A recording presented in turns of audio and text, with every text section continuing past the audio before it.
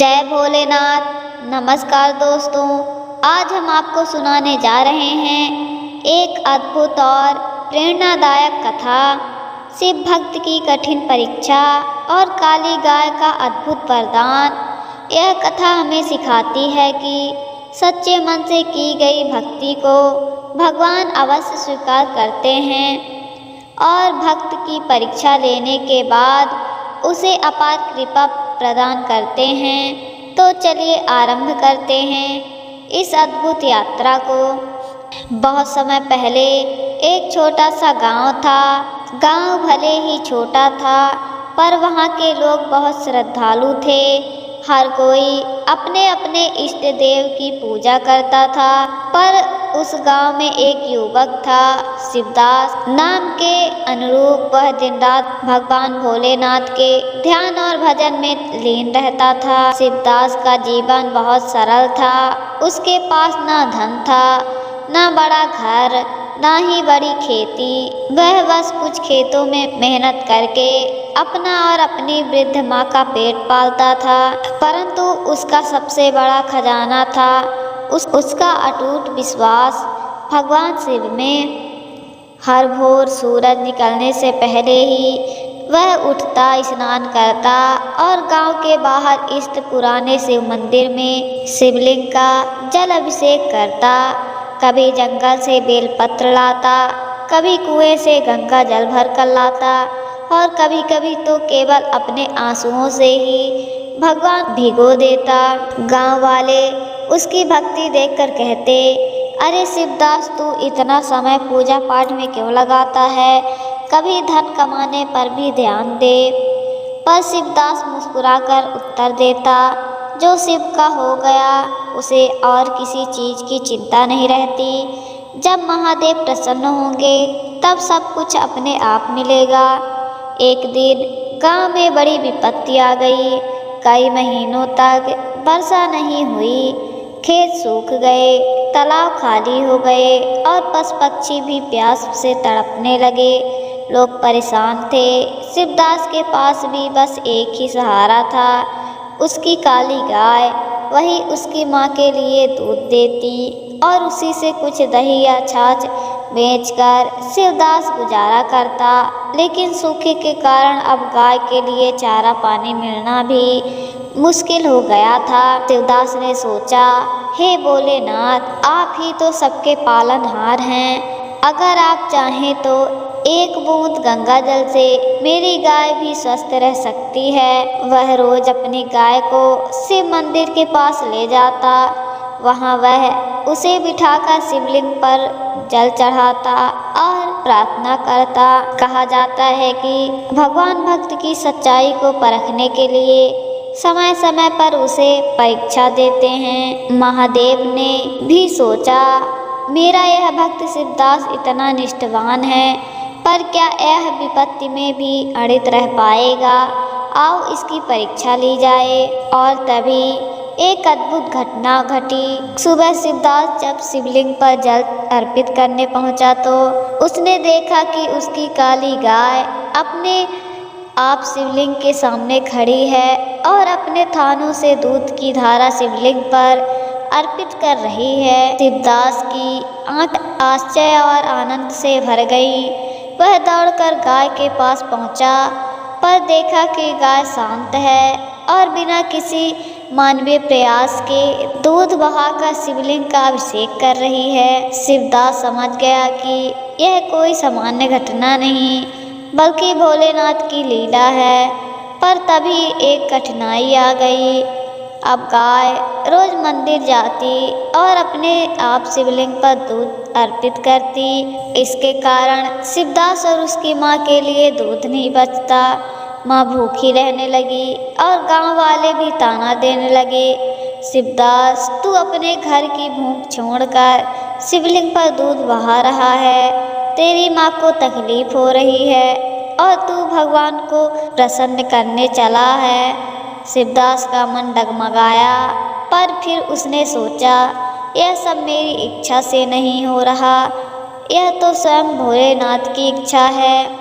अगर भगवान मेरी गाय का दूध स्वीकार कर रहे हैं तो इसमें अवश्य कोई रहस्य है। दिन बीतते गए, शिवदास और उसकी माँ भूख से कमजोर होने लगे, परंतु शिवदास ने भगवान पर से विश्वास नहीं छोड़ा।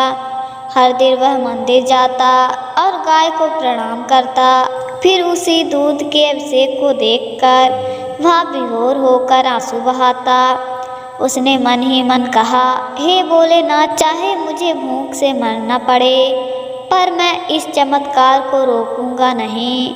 आपकी इच्छा मेरे जीवन से बड़ी है। धीरे धीरे गांव में यह बात फैल गई। लोग दूर दूर से देखने आने लगे कि कैसे एक साधारण काली गाय अपने आप शिवलिंग पर दूध अर्पित करती है।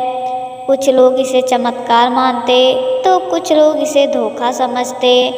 एक दिन गांव के कुछ लोग शिवदास के पास आए और बोले, अगर सच में तेरी गाय अपने आप दूध देती है तो हम देखना चाहते हैं। अगर तूने झूठ बोला तो तुझे दंड मिलेगा। शिवदास ने हाथ जोड़कर कहा, भाइयों, यह मेरी लीला नहीं है, यह तो भोलेनाथ का चमत्कार है।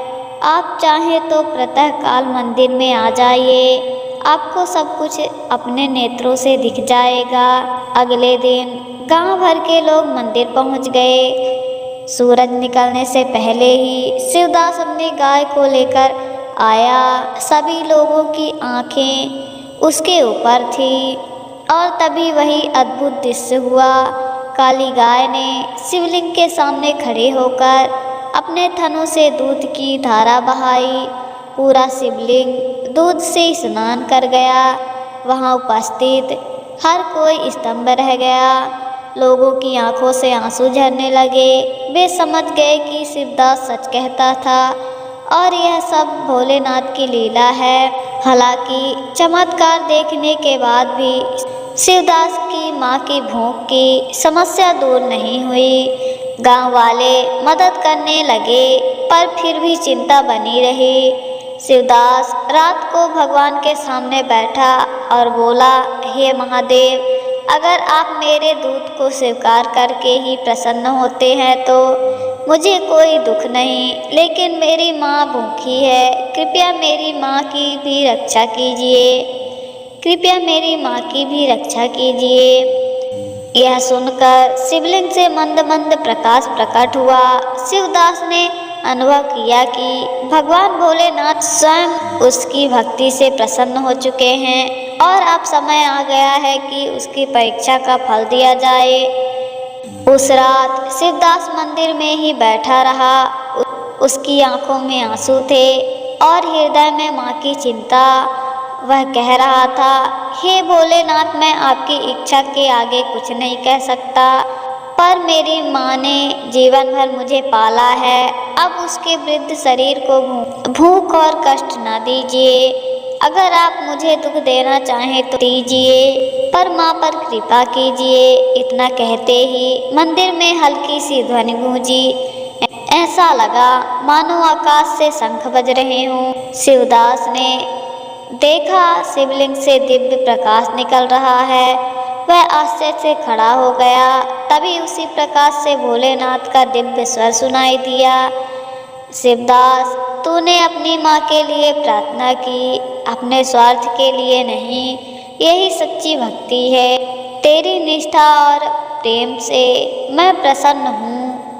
अब तेरी कठिन परीक्षा समाप्त हुई। शिवदास की आंखों से आंसू बहने लगे। उसने शिवलिंग को प्रणाम किया। अगली सुबह जब वह अपनी गाय को मंदिर लेकर गया तो पहले की तरह गाय ने दूध अर्पित किया, लेकिन आज कुछ और हुआ।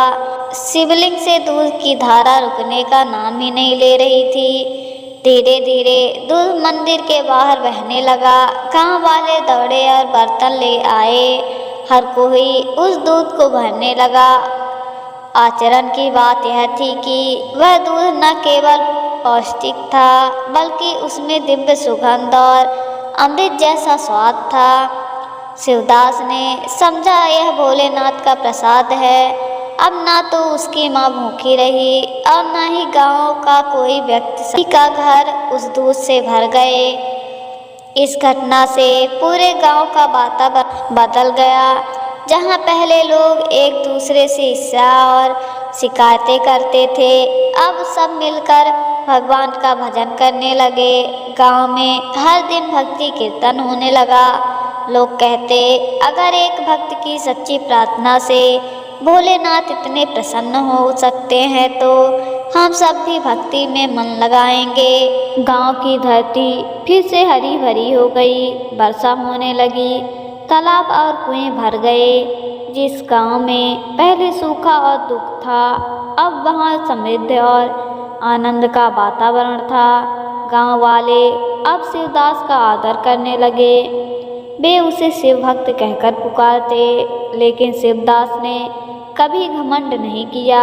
वह कहता, यह मेरी शक्ति नहीं है, यह तो भोलेनाथ की कृपा है। मैं तो केवल उनका दास हूँ। उसकी विनम्रता देखकर लोग और भी प्रभावित होते।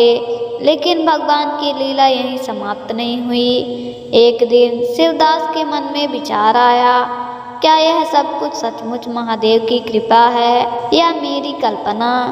जैसे ही यह संदेश उसके मन में आया, उसी क्षण गाय मंदिर नहीं पहुंची। पूरा दिन बीत गया पर गाय ने दूध नहीं दिया।